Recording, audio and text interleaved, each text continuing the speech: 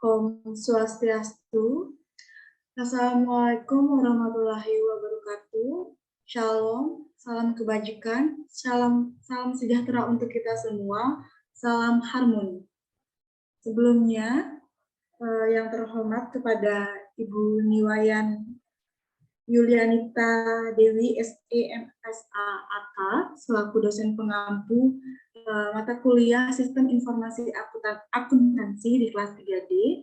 Perkenalkan, kami dari kelompok 4 akan membawakan materi tentang sistem akuntansi utang.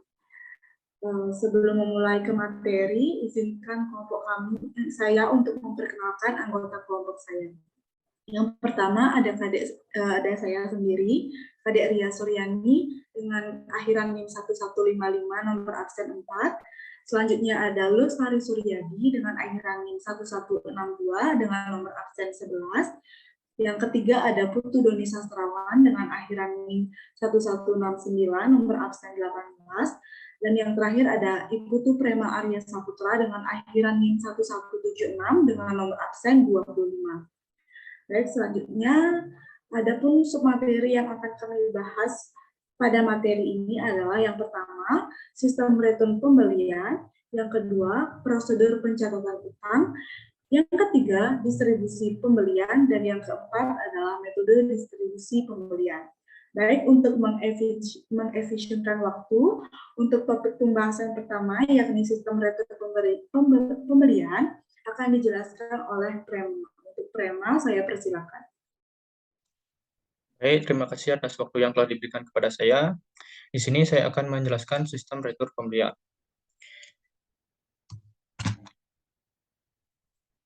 Yang pertama ada deskripsi kegiatan.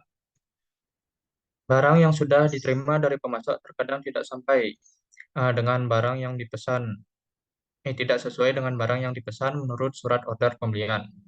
Ketidaksesuaian tersebut terjadi kemungkinan karena barang yang diterima tidak cocok dengan spesifikasi yang tercantum dalam surat order pembelian. Barang mengalami kerusakan dalam pengiriman, ataupun barang diterima melewati tanggal pengiriman yang dijanjikan oleh pemasok. Sistem retur pembelian digunakan perusahaan untuk pengembalian barang yang sudah dibeli kepada pemasoknya. Nah, selanjutnya ada fungsi yang terkait.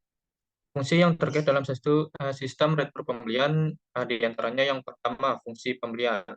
Fungsi ini bertanggung jawab untuk mengeluarkan memo debit dan retur pembelian. Yang kedua, fungsi gudang.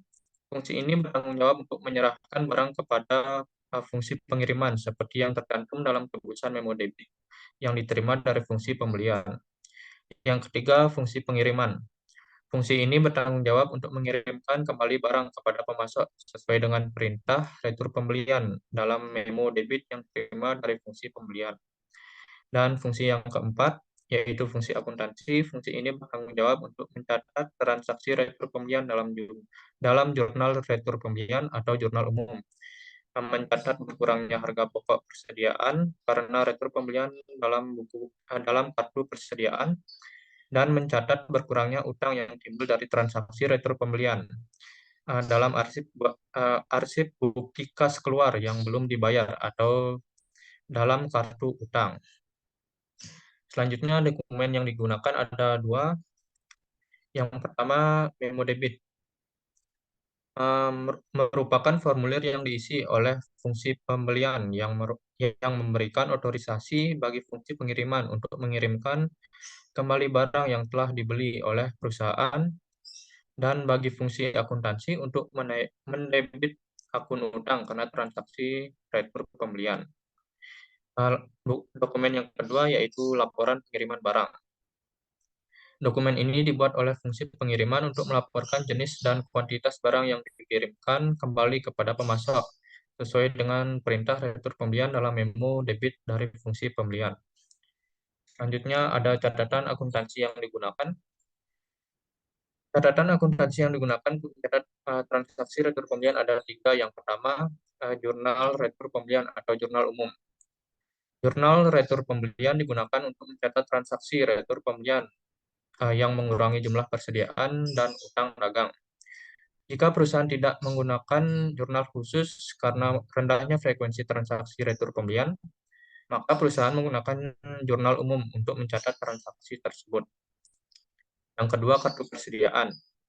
Kartu persediaan digunakan untuk mencatat berkurangnya harga pokok persediaan karena dikembalikannya barang yang telah dibeli kepada pemasoknya. Dan yang ketiga, kartu utang. Kartu utang digunakan untuk mencatat berkurangnya utang kepada debitur akibat adanya pengembalian barang kepada debitur. Jika perusahaan menggunakan metode voucher payable procedure, berkurangnya utang kepada debitur dicatat dengan cara mengarsipkan memo debit dalam arsip bukti kas keluar yang belum dibayar menurut nama debitur. Baik, sekian materi yang dapat saya sampaikan. Waktu dan tempat saya kembalikan kepada moderator. Baik, terima kasih Prema atas pemaparan materinya. Untuk materi selanjutnya akan dipaparkan oleh Sari. Untuk Sari, saya persilakan. Baik, terima kasih atas waktu yang telah diberikan oleh moderator. Jadi di sini saya akan melanjutkan penjelasan materi tentang jaringan prosedur membentuk sistem rate pembelian. Itu terdapat 3 jaringan prosedur membentuk sistem rate pembelian. Yang pertama yaitu prosedur pemerintah rate pembelian, di mana rate pembelian terjadi atas perintah fungsi pembelian kepada fungsi pengiriman untuk mengirim kembali barang yang telah diterima oleh fungsi penerimaan kepada pemasok yang bersangkutan. Yang kedua yaitu prosedur pengiriman barang, di mana dalam prosedur ini fungsi pengirim mengirimkan barang kepada pemasok sesuai dengan perintah rate pembelian yang tercantum dalam memo debit dan membuat laporan pengiriman barang untuk transaksi rate pembelian tersebut. Dan yang terakhir, yang ketiga, yaitu prosedur pencatatan utang, di mana dalam prosedur ini fungsi akuntansi memeriksa dokumen-dokumen yang berhubungan dengan rate pembelian dan menyelenggarakan pencatatan berkurangnya utang dalam kartu utang atau mengasipkan dokumen memo debit sebagai pengurangan utang. Next.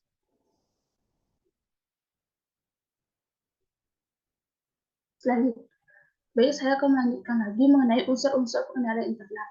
Unsur pengenalan internal itu dibagi menjadi 3. Yang pertama yaitu organisasi, yang kedua yaitu sistem otorisasi dan prosedur pencatatan, yang ketiga yaitu praktik yang sehat. Yang pertama yaitu mengenai organisasi, itu terdapat 2. Yang pertama yaitu fungsi pembelian harus terpisah dari fungsi akuntansi. Yang kedua, transaksi harus dilaksanakan oleh lebih dari 1 orang atau lebih dari 1 unit organisasi. Transaksi rate pembelian harus dilaksanakan oleh fungsi pembelian, fungsi pengiriman, fungsi pencatatan utang, dan fungsi akuntansi yang lain. Tidak ada transaksi rate pembelian yang dilaksanakan secara lengkap oleh hanya 1 fungsi tersebut. Yang kedua yaitu sistem otorisasi dan prosedur pencatatan, dibagi menjadi 4. Yang pertama yaitu memo debit untuk rate pembelian diotorisasi oleh fungsi pembelian. Yang kedua, laporan pengiriman barang untuk rate pembelian diotorisasi oleh fungsi pengiriman. Yang ketiga, pencatatan berkurangnya utang karena rate pembelian didasarkan pada memo debit yang didukung dengan laporan pengiriman barang. Dan yang terakhir yaitu pencatatan ke dalam jurnal umum diotorisasi oleh fungsi akuntansi. Next. Dan yang ketiga yaitu mengenai praktek yang sehat, di mana itu dibagi menjadi 3. Yang pertama yaitu memo debit untuk rate pembelian bernomor urut tercetak dan pemakaiannya dipertanggungjawabkan oleh fungsi pembelian. Yang kedua, laporan pengiriman barang maka dipertanggungjawabkan oleh fungsi pengiriman. Yang terakhir yaitu catatan yang berfungsi sebagai buku pembantu utang secara periodik direkonsiliasi dengan akun kontrol utang dalam buku besar. Next. Baik, saya akan melanjutkan ke sub materi yang kedua tentang prosedur pencatatan utang. Next. Di mana prosedur pencatatan utang memiliki 2 metode, yaitu account payable procedure dan voucher payable procedure. Dalam account payable procedure, catatan utang adalah berupa kartu utang yang diselenggarakan untuk tiap kreditur yang memperlihatkan catatan mengenai nomor faktur dari pemasok, jumlah yang terutang, jumlah pembayaran, dan saldo utang. Sedangkan dalam voucher payable procedure tidak diselenggarakan kartu utang, namun digunakan arsip voucher atau bukti kas keluar yang disimpan dalam arsip menurut abjad atau menurut tanggal jatuh tempohnya. Arsip bukti kas keluar ini berfungsi sebagai catatan utang. Next. Adapun metode-metode yang sudah saya jelaskan tadi, yang pertama yaitu account payable procedure. Dalam prosedur ini, catatan utang yang digunakan berupa kartu yang berisi nomor faktur dari pemasok, jumlah yang terutang, jumlah pembayaran saldo, dan utang. Di mana dalam account payable procedure ini terdapat beberapa rincian yang ada. Yang pertama yaitu dokumen yang digunakan dalam account payable procedure, yaitu terdiri dari faktur dari pemasok dan kwitansi tanda terima uang yang ditandatangani oleh pemasok atau tembusan surat pemberitahuan yang dikirim ke pemasok yang berisi keterangan untuk apa pembayaran tersebut dilakukan. Yang kedua yaitu catatan akuntansi yang digunakan dalam account payable procedure, terdiri dari kartu utang, di mana kartu utang ini digunakan untuk mencatat mutasi dan saldo utang kepada tiap kreditur. Selain itu, ada juga jurnal pembelian, di mana jurnal pembelian ini digunakan untuk mencatat transaksi pembelian. Dan yang terakhir ada juga jurnal pengeluaran kas, di mana jurnal pengeluaran kas ini digunakan untuk mencatat transaksi pembayaran utang dan pengeluaran kas yang lain. Yang ketiga, ya, prosedur terdiri dari itu dibagi menjadi dua, yaitu pada saat faktur dari pemasok telah disetujui untuk dibayar itu terdiri dari faktur dari pemasok dicatat dalam jurnal pembelian dan informasi dalam jurnal pembelian kemudian diposting ke dalam kartu utang yang diselenggarakan untuk setiap kreditur. Dan untuk pada saat jumlah dalam faktur dibayar itu terdiri dari cek dicatat dalam jurnal pengeluaran kas dan informasi jurnal pengeluaran kas yang terkait dengan pembayaran utang diposting ke dalam kartu utang. Next.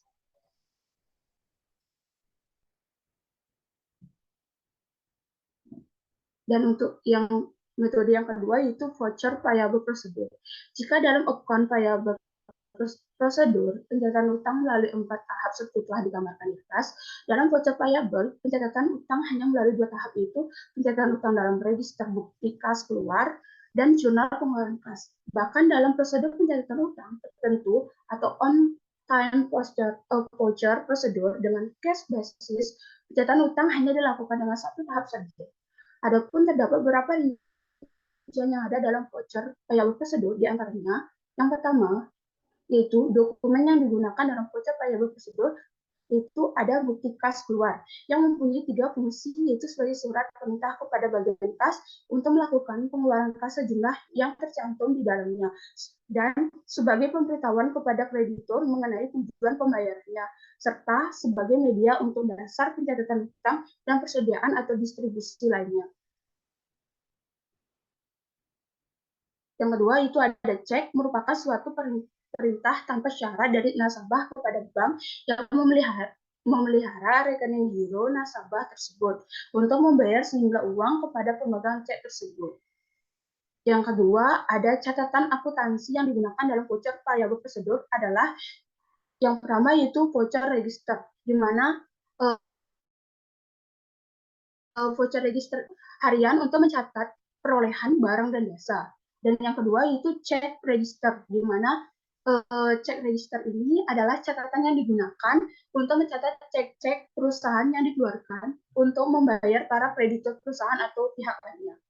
Dan yang ketiga yaitu prosedur pencatatan utang dengan voucher payable procedure dapat dibagi menjadi dua. Yang pertama yaitu on-time voucher procedure, di mana dalam prosedur ini setiap faktur dari pemasok dibuat satu set voucher yang terdiri dari 3 lembar. On-time voucher procedure dibagi menjadi dua, yaitu on-time voucher procedure dengan dasar tunai atau cash basis dan on-time voucher procedure dengan dasar waktu atau accrual basis.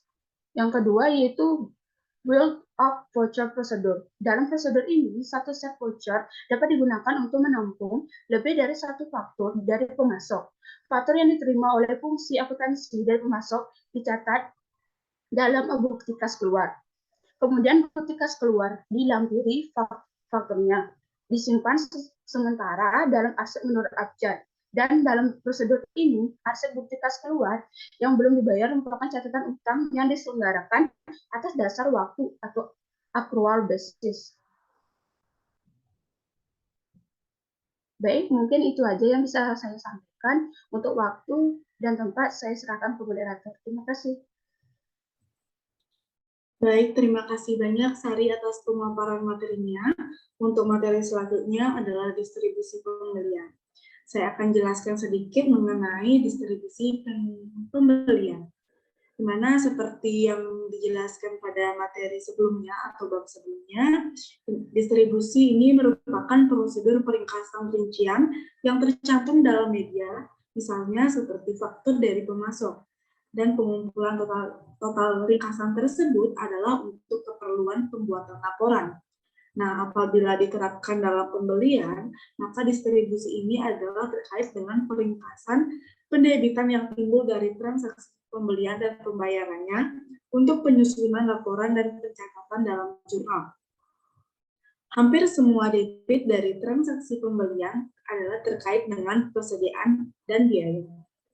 Nah, pada perusahaan kecil, pendebitan yang timbul dari transaksi pembelian terutama bersumber dari jurnal pengeluaran kas.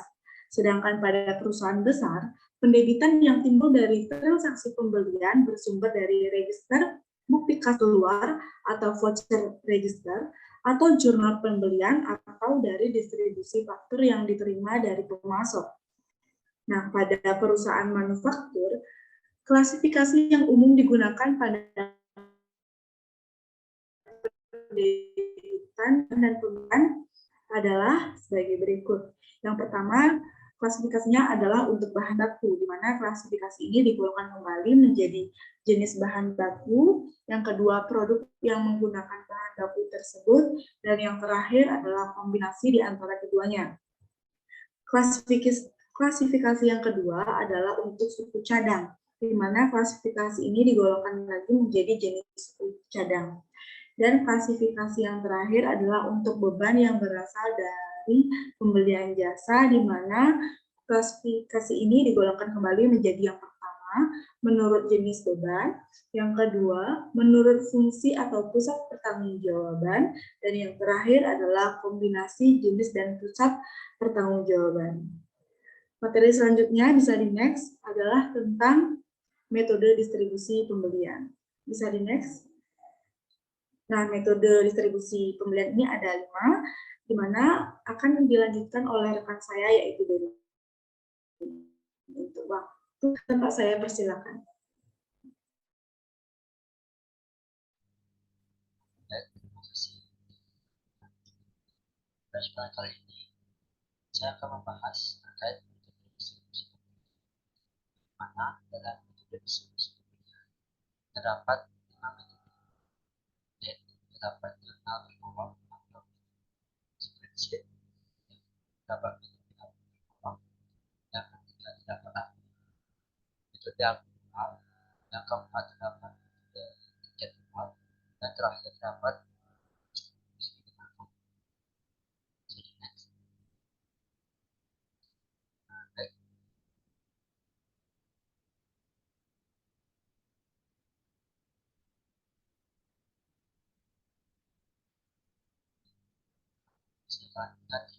metode yang pertama yaitu metode jurnal berkolom. Dalam metode jurnal berkolom digunakan ketika terjadi distribusi debit dari transaksi pembelian, yaitu jurnal yang digunakan yaitu jurnal pengeluaran kas, yang kedua jurnal pembelian, dan terakhir register bukti kas keluar. Pada jurnal pengeluaran kas, jika jurnal pengeluaran kas dipakai sebagai alat distribusi, maka dalam jurnal tersebut harus disediakan kolom-kolom untuk menampung klasifikasi pokok yang diinginkan. Kemudian jika jurnal pembelian digunakan sebagai alat distribusi, maka dalam jurnal tersebut harus dibentuk kolom untuk distribusi debit dari transaksi pembelian. Dan terakhir, jika register bukti kas keluar dipakai sebagai alat distribusi pembelian, maka dalam register bukti kas keluar tersebut harus disediakan kolom-kolom sesuai dengan klasifikasi pokok, biaya, dan persediaan. Dan bisa di next. Selanjutnya itu terkait dengan metode akun berkolom. Metode akun berkolom digunakan ketika terjadi distribusi pendebitan dari transaksi pembelian yang dimana dapat dilakukan dengan menggunakan akun berkolom. Yaitu dalam akun berkolom, sumber informasi yang digunakan yaitu sumber informasi yang untuk diposting ke dalam akun berkolom yaitu register di kas keuangan. Jadi next.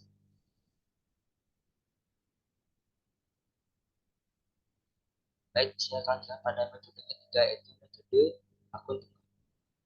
Metode akun tunggal digunakan untuk mendistribusikan pendebitan yang timbul dari transaksi pembelian yang dimana dilakukan dengan prosedur sebagai berikut. Yang pertama, faktur yang telah disetujui untuk dibayar diurutkan menurut klasifikasi yang dikehendaki, misalnya menurut departemen. Selanjutnya, dari faktur tersebut akan disertai dan dibuat release type.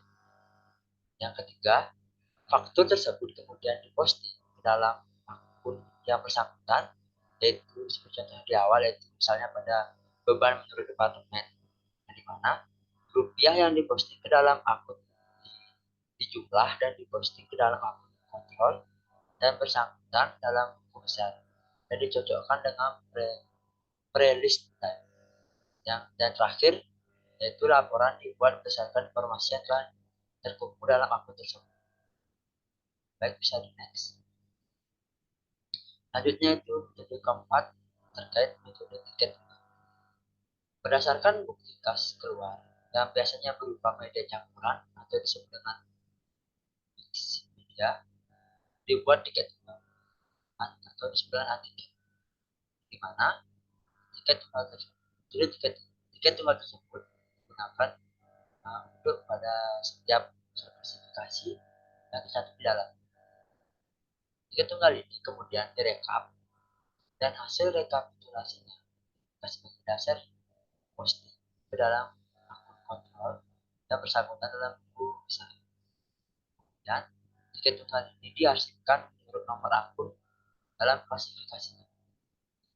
Yang terakhir pada akhirnya dari arsip tiket tunggal ini dibuat rekap dan hasilnya dicatat dalam summary strip, di mana summary strip inilah yang berfungsi sebagai laporan. Next. Dan terakhir yaitu tentang metode distribusi pendebitan yang timbul dari transaksi pembelian dengan menggunakan metode dilakukan dengan memberi kode transaksi yang terjadi sesuai dengan klasifikasi yang diberikan. Dan di mana jika transaksi sudah diberikan kode dengan benar, proses pengurutan akan dilakukan oleh komputer melalui sebuah program. Oleh karena itu, titik berat dalam kegiatan distribusi pembelian terletak pada kerangka pemberian kode terhadap transaksi pembelian dan pengeluaran kas. Jika diinginkan atau dalam kondisi tertentu, komputer dapat digunakan untuk melakukan pengurutan kombinasi antara jenis beban, bisa pertanggungjawaban, dan jenis produk. Baik, sekian materi yang dapat saya sampaikan. Saya akan kembali kepada moderator. Terima kasih.